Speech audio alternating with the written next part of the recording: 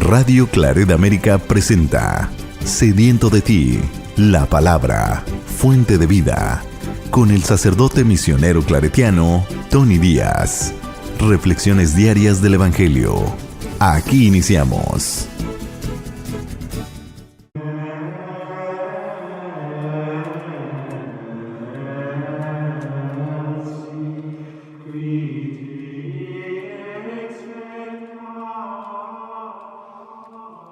Bienvenidos, hermanos, a nuestras reflexiones bíblicas de las lecturas del día. Hoy es miércoles de la sexta semana de Pascua, La primera lectura de hoy viene de los Hechos de los Apóstoles, capítulo 17, versículos 15 al 16, 22 al capítulo 18, versículo 1. En aquellos días, los cristianos que ayudaron a Pablo a escapar de Berea lo llevaron hasta la ciudad de Atenas. Pablo los envió de regreso con la orden de que Silas y Timoteo fueran a reunirse con él cuanto antes. Un día, mientras los esperaba en Atenas, Pablo sentía que la indignación se apoderaba de él al contemplar la ciudad llena de ídolos. Entonces se presentó en el Areópago y dijo: Atenienses, por lo que veo, ustedes son en extremo religiosos. Al recorrer la ciudad y contemplar sus monumentos, encontré un altar con esta inscripción: Al Dios desconocido. Pues bien, yo vengo a anunciarles a ese Dios que ustedes veneran sin conocerlo. El Dios que hizo el mundo y todo cuanto hay en él, siendo el Señor del cielo y de la tierra, no habita en templos hechos por hombres, ni es servido por mano de hombres, como si necesitara de algo o de alguien. Porque Él es quien da a todos la vida, el alimento y cuanto tienen. De un solo hombre sacó todo el género humano para que habitara toda la tierra. Determinó las épocas de sus historias y estableció los límites de sus territorios. Dios quería que lo buscaran a Él y que lo encontraran aunque fuera a tientas, pues en realidad no está lejos de nosotros, ya que en Él vivimos, nos movemos y somos, como lo ha dicho alguno de los poetas de ustedes. Somos de su mismo linaje. Por lo tanto, si somos linaje de Dios, no debemos pensar que Dios es como una imagen de oro, plata o mármol, labrada artísticamente por los hombres según su imaginación.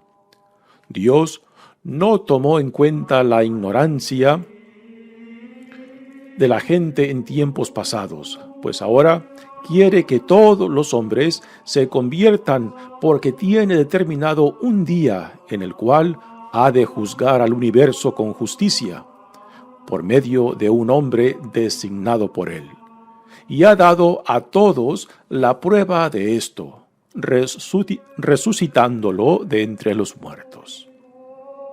Al oír hablar de la resurrección de los muertos, algunos se burlaron y otros dijeron: de esto te oiremos hablar en otra ocasión.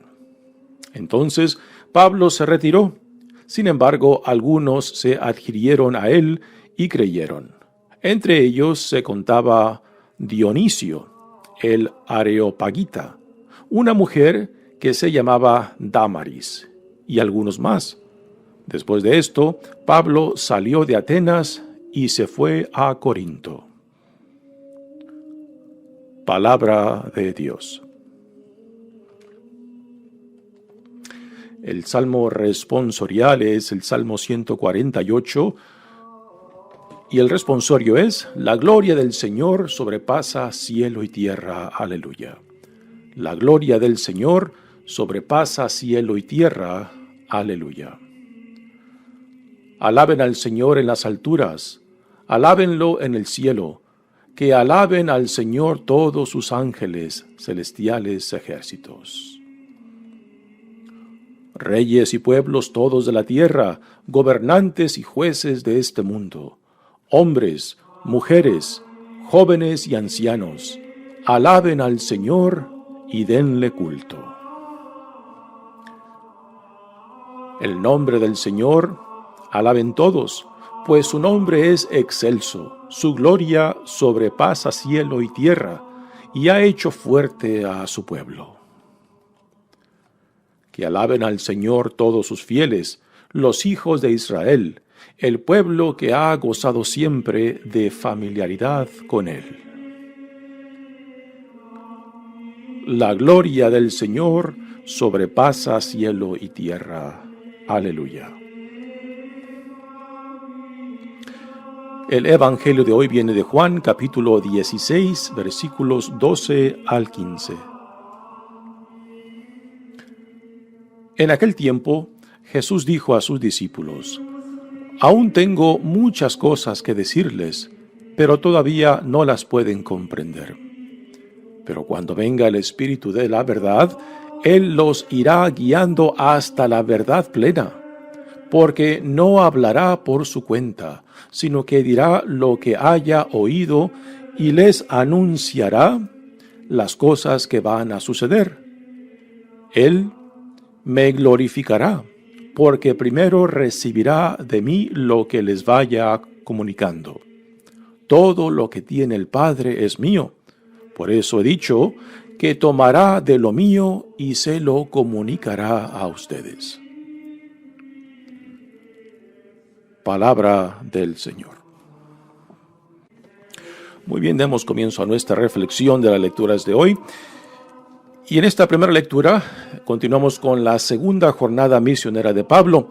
Recordamos ayer, en la primera lectura terminó hablando de su visita en Filipos. De Filipos, Pablo junto con Silas y Timoteo fueron a Tesalónica, ahí donde Pablo dedicó dos de sus primeras cartas. La primera carta a los tesalonicenses se cree que es la primera carta que Pablo escribió a esta comunidad y es la primera de todas sus cartas. Después de Tesalónica se fue a Berea, donde parece que Pablo tuvo mucha dificultad entre los judíos. Recordamos de que Pablo a cada ciudad que llegaba primero visitaba a las sinagogas, puesto que sabía que tenía una audiencia predispuesta que lo iba a recibir y que le iba a prestar atención siendo él mismo judío. Y también porque Pablo, como buen judío, sabía que la revelación de Cristo tenía que ser anunciada primero a judíos y después a paganos. Pero tuvo mucha dificultad entre ellos y también lo querían apedrear. Y por eso salió huyendo de Berea y fue llevado por algunos de la comunidad que formó ahí a Atenas. Y es ahí donde empieza esta lectura de hoy. En aquellos días, los cristianos que ayudaron a Pablo a escapar de Berea lo llevaron hasta la ciudad de Atenas. Pablo los envió de regreso con la orden de que Silas y Timoteo fueran a reunirse con él cuanto antes. Nuevamente aquí se nos menciona a los compañeros de Pablo, Silas y Timoteo. Recordamos que también de que ya aquí en esta segunda jornada misionera, Bernabé ya no es parte de este grupo. Un día, mientras los esperaba en Atenas, Pablo sentía que la indignación se apoderaba de él al contemplar la ciudad llena de ídolos. Entonces se presentó en el Areópago y dijo: La Atenas del tiempo de Pablo no era ya la Atenas de hace 500 años, la Atenas clásica, que era el centro tanto de poder como de cultura, literatura y filosofía. Aunque la Atenas del tiempo de Pablo aún tenía la reputación de la filosofía y de la literatura, pues ya su presencia e importancia política había desaparecido. Con el imperio de Roma, Roma absorbe tanto la cultura como la filosofía y también la religión griega, pero a Atenas le da el título de ser una ciudad libre dentro del imperio romano. Así que la Atenas donde se encuentra Pablo en esta lectura aún tiene cierto prestigio en cuestión de arte, literatura y filosofía. Pero su presencia política en el mundo de aquel entonces ya prácticamente había desaparecido. Ahora, Pablo dice que se siente indignado por la cantidad de ídolos, ¿no? La religión griega de aquel entonces tenía una diversidad de dioses y la ciudad estaba repleta de imágenes dedicadas a estos dioses. Y es esto a lo que hace referencia aquí el autor Lucas cuando dice que la indignación en Pablo se apoderaba de él. Y Pablo se va al Areópago. El Areópago es un cerro pequeño que está justo a un lado del Acrópolis. El Acrópolis es el centro y la cuna de la cultura griega. Si van aún hoy en día al centro de Atenas, fácilmente se puede ver el Acrópolis porque es un cerro dentro del cual está construido uno de los templos principales de la cultura y religión griega. Y justo al sur de la Acrópolis se encuentra un pequeño cerro llamado Areópago, en las faldas del cual se reunían la crema innata de los atenienses para hablar de las noticias del día, para discutir asuntos de filosofía y de política. Y junto al Areópago también estaba la Ágora. La Ágora era el mercado central de Atenas. Así que en una área muy reducida tenemos el centro de la cultura y política de Atenas y también el lugar donde se reunía la crema innata de la sociedad de atenienses para hablar de los asuntos del día. Y es ahí donde Pablo va para tener una audiencia con esta gente. Y tenemos ahora lo que sigue, el discurso que Pablo da ante los atenienses en el Areópago. Una cosa muy interesante de que hemos de distinguir, de que aquí Pablo se está dirigiendo a una gente que no tiene ningún trasfondo judío y que por tanto tiene que utilizar una táctica muy diferente a cómo él se dirigía a judíos. Cuando Pablo hablaba con judíos tenía un contexto común con ellos, el Antiguo Testamento, las tradiciones, la tradición profética, la tradición de la ley, la tradición de la ley mosaica. Pero con los atenienses, pues, no tiene un contexto similar, pero recordamos de que Pablo, siendo hombre de Tarso, él creció en una cultura griega, hablando el griego y también formado quizás en la literatura griega. Sí que tiene algo de conocimiento tanto de la filosofía, de la cultura y quizás de los temas del día de aquel entonces. Entonces, ¿cuál es la táctica que Pablo utilizará aquí si no tiene el trasfondo del Antiguo Testamento? Pues aquí el autor de este libro de los Hechos de los Apóstoles nos da una indicación de cuál es la táctica, cuál es el punto de entrada que Pablo utiliza para poder obtener la atención de su audiencia antes de que se cierre, antes de que lo juzguen como alguien que no tiene nada nuevo que compartirles a ellos, ¿no? Y Pablo utiliza lo que ha visto, la cantidad de ídolos y los templos, y ve un templo dedicado al Dios desconocido. Y es esta la entrada, es la puerta que Pablo utiliza para este discurso que él da ante los atenienses en el Areópago.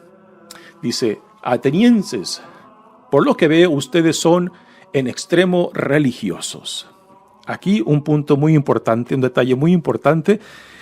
Cuando uno quiere hablar con alguien, particularmente alguien que no te conoce, y quieres tratar un asunto de importancia, el cómo abres ese diálogo es clave. Porque si empiezas denunciando, atacando o criticando, entonces la persona o tu audiencia se va a cerrar, se va a poner a la defensiva y no va a haber forma de que se pueda llevar a cabo un diálogo o que te puedan prestar atención. ¿Y qué es lo que hace Pablo ante esta audiencia? Primero, los halaga. Los halaga diciendo, por lo que veo, ustedes son en extremo religiosos, porque por la cantidad de templos que tienen a diferentes dioses y aún a un dios desconocido. En caso de que se les haya escapado algún dios, de que ellos no tengan conciencia de su nombre, dice, pues levantemos este altar para que este dios no se enoje con nosotros y no lo reconocemos, ¿no? Así que Pablo toma ese templo al Dios desconocido como el punto de entrada y a la misma vez está halagando la religiosidad de su audiencia. Y esto pues lo predispone para que su audiencia lo escuche y no se cierre automáticamente si Pablo va, por ejemplo, criticándolos con la cantidad de ídolos o criticando de que son ignorantes, de que no conocen al Dios verdadero, ¿no? Pablo no hace eso. Los halaga para que puedan prestarle atención, para que puedan tener una mente abierta al discurso que él les va a dar. Y esta es una buena táctica para nosotros aún hoy en día. Si quieres tú que alguien te escuche, particularmente en cuestión de un tema delicado o importante, no empieces atacando, no empieces criticando, no empieces ridiculizando, sino escoge algún halago, pero que sea sincero, algo positivo y sincero de la otra persona para que no cierre su mente, para que no cierre su corazón y pueda llevarse a cabo un diálogo honesto. Dice, al recorrer la ciudad y contemplar sus monumentos, encontré un altar con esta inscripción, al Dios desconocido. Pues bien, yo vengo a anunciarles a ese Dios que ustedes veneran sin conocerlo. Aquí está la entrada de Pablo a este discurso ante los atenienses. El Dios que hizo el mundo y todo cuanto hay en él, siendo el Señor del cielo y de la tierra, no habita en templos hechos por hombres, ni es servido por mano de los hombres, como si necesitara de algo de alguien, porque Él es quien da a todos la vida, el aliento y cuanto tienen. Este argumento que Pablo acaba de hacer es muy impresionante, y más cuando consideramos de quién proviene. De un fariseo, de un judío convencido, no solamente del Antiguo Testamento, también del templo que se encuentra en Jerusalén, pero que ahora Cristo le ha dado una reinterpretación totalmente diferente, que la presencia de Dios, del Dios vivo, ya no está limitada a un lugar ni al templo sagrado de Jerusalén. Así que Pablo decir esto es impresionante. Y notemos que aquí Pablo presenta una imagen de Dios como creador, lo cual era un concepto del Dios que para los griegos era muy aceptable y también creaba muchas posibilidades de diálogo, porque era un concepto de Dios que ellos también conocían y trabajaban particularmente en la filosofía griega. Así que Pablo aquí dice cosas muy interesantes, presenta una imagen de Dios como creador y también de un Dios que no necesita halagos y que no necesita de templos y que no necesita ser servido por hombres. Nuevamente recordemos quién es Pablo. Un judío es un fariseo para quien el templo de Jerusalén aún tiene cierto significado profundo, pero que con la venida de Cristo, del Hijo de Dios, el Mesías, ya el templo ha pasado a un lugar de importancia inferior, puesto que ahora se vive no por la presencia de Dios en un templo, sino en el Espíritu. Y esto será un punto central que Pablo después trabajará en sus cartas. Dice, de un solo hombre sacó todo el género humano para que habitara toda la tierra, determinó las épocas de su historia y estableció los límites de sus territorios. Aquí también Pablo dice algo muy significante, puesto que los griegos se hacían pasar como la crema innata de todas las culturas del mundo, como el ser humano por excelencia, ¿no? Y los que no eran griegos, pues eran considerados como bárbaros, ¿no? Y un bárbaro era alguien que no tenía ni la cultura, ni la filosofía, ni la religión de los griegos. Para hacer una comparación, digamos, es así como los judíos veían a los no judíos, a los paganos, ¿no? Puesto que el judío se veía como parte del pueblo que Dios había escogido, ¿no? Y que por tanto los no judíos, los paganos o los gentiles, pues eran mucho inferior por su ignorancia de este Dios, del único Dios, del Dios verdadero, ¿no? Pues igualmente así los griegos se veían en relación a todos los otros pueblos, de que ellos eran la crema innata y tenían un sentido de orgullo muy profundo. Pero cuando Pablo dice de que de un solo hombre sacó todo el género humano para que habitara toda la tierra, aquí como que les tira abajo ese orgullo del griego de que sean la crema innata de todos los pueblos, ¿no? Puesto que de un solo Dios hay una sola creación y que por tanto no puede haber un pueblo por encima de otros, que sea superior a otros. Dios quería que lo buscaran a Él y que lo encontraran aunque fuera a tientas, pues en realidad no está lejos de nosotros, ya que en Él vivimos, nos movemos y somos. Aquí está Pablo armando un argumento de que por medio de la razón, por medio de la experiencia, podemos llegar, digamos, a tientas al Dios de la creación, ¿no? Y es un argumento muy lógico que tenía posibilidad de atraer la atención de la audiencia ateniense. ¿Sí? Como lo ha dicho alguno de los poetas de ustedes, somos de su mismo linaje. Recordamos Pablo, él creció en un ambiente griego y el hecho de que cita a un poeta griego, pues él tiene conocimiento de la literatura griega y por eso quizás aquí cita a este poeta griego. Dice, por lo tanto, si somos linaje de Dios, no debemos pensar que Dios es como una imagen de oro, plata o mármol.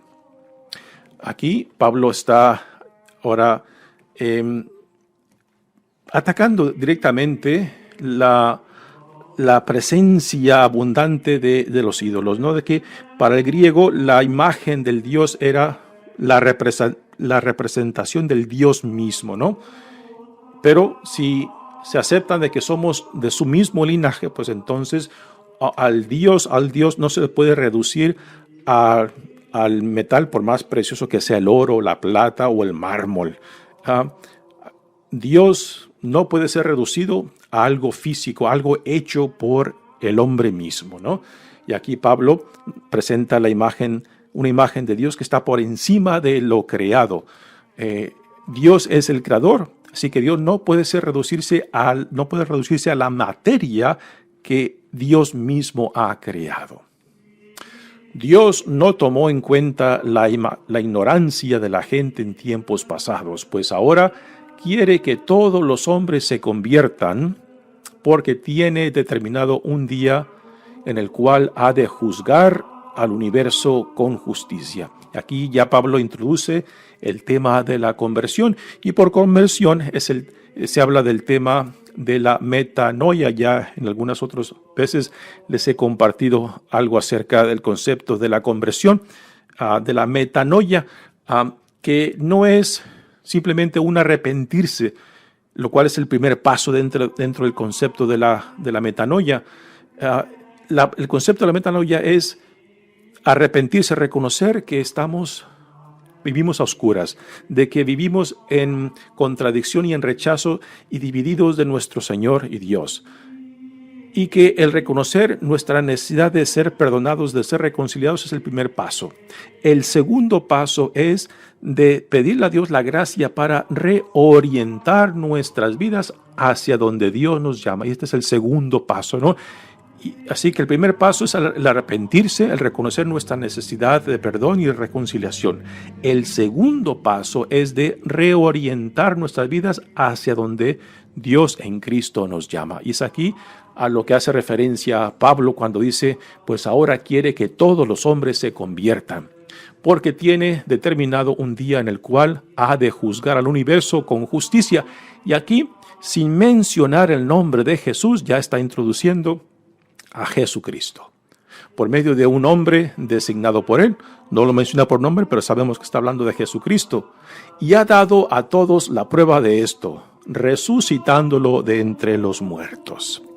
Y cuando menciona el tema de la resurrección es cuando la audiencia le ponen los frenos a Pablo. Algunos se burlan de él y otros dicen, otro día te escucharemos este tema. ¿Por qué algunos se burlaron de Pablo? Porque para el griego, la fisicalidad, la materia, el cuerpo del ser humano, pues es algo muy inferior. La mente, y para algunas filosofías o religiones griegas, el espíritu, por ejemplo, los estoicos, pues era algo más valuado, algo más importante. Así que el hablar de la resurrección, de que alguien regrese a tomar una fisicalidad, una materia, pues en la mentalidad griega es un ridículo. ¿Cómo alguien va a regresar a algo inferior?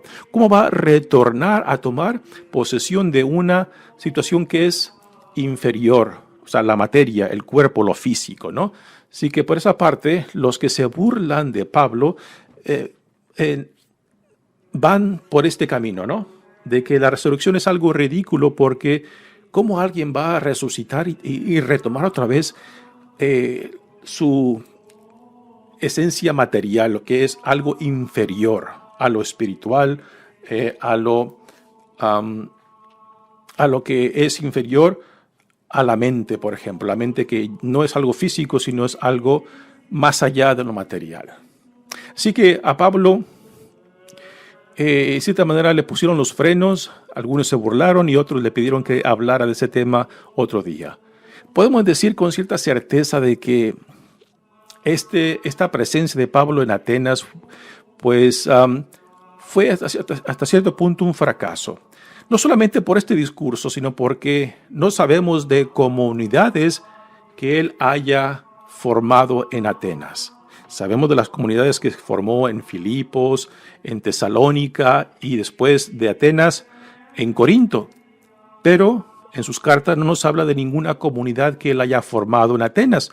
O también de que en Atenas se haya ido a alguna sinagoga para llevarles el mensaje de Cristo. Así que por esas razones podemos decir de que quizás Pablo fue un fracaso en Atenas. Y que quizás por ese fracaso, porque no logró atraer a muchos, aunque nos menciona algunos nombres, pues no sabemos de ninguna comunidad en tiempos de Pablo que se haya formado ahí, ¿no?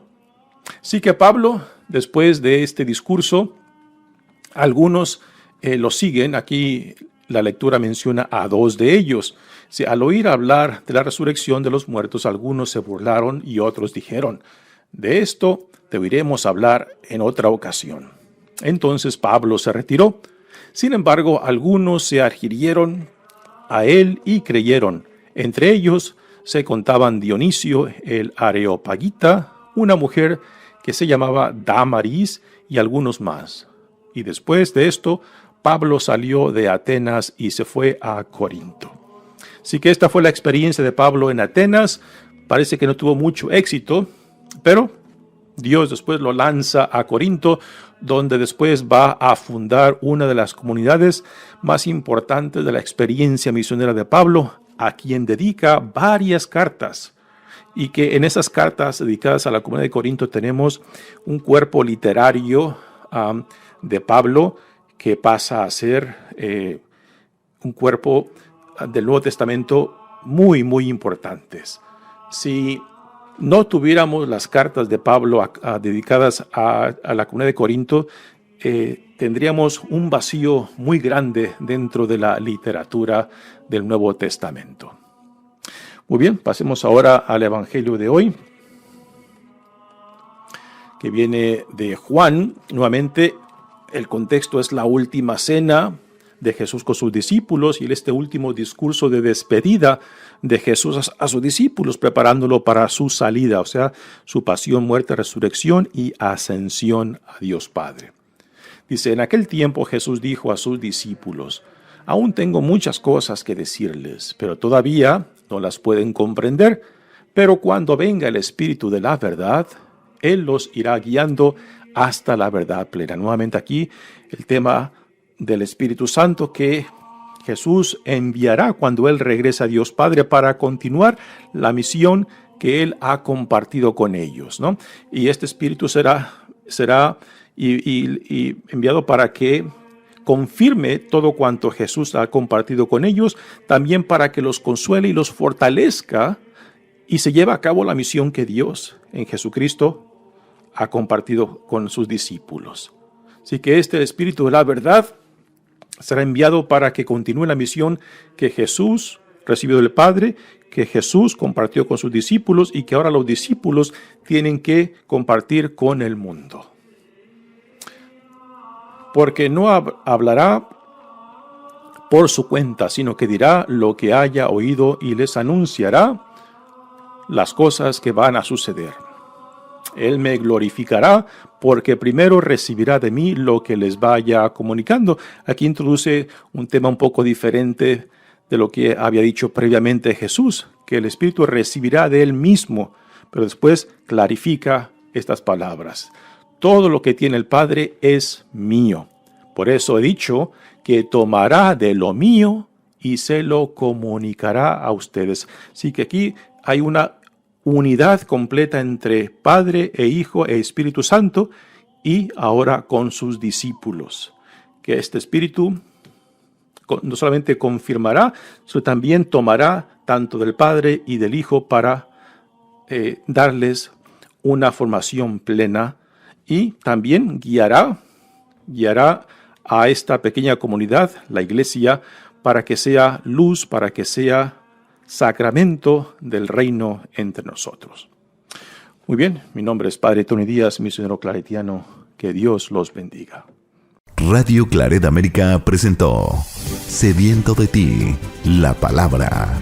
Fuente de vida. Sus comentarios son importantes. Contáctenos en radioclaretamerica@gmail.com.